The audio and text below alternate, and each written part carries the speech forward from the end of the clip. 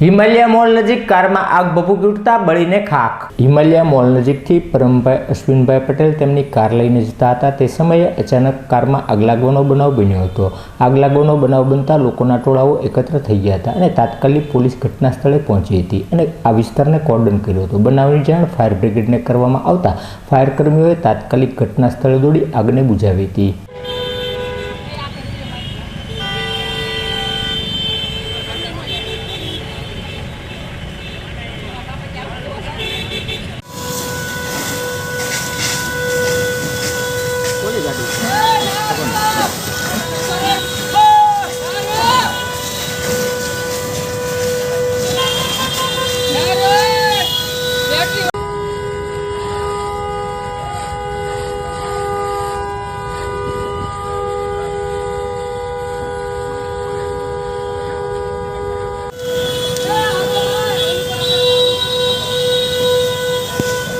સાહેબ સર્ચ પર પહોંચી ગયા છે અમે। ઓવર।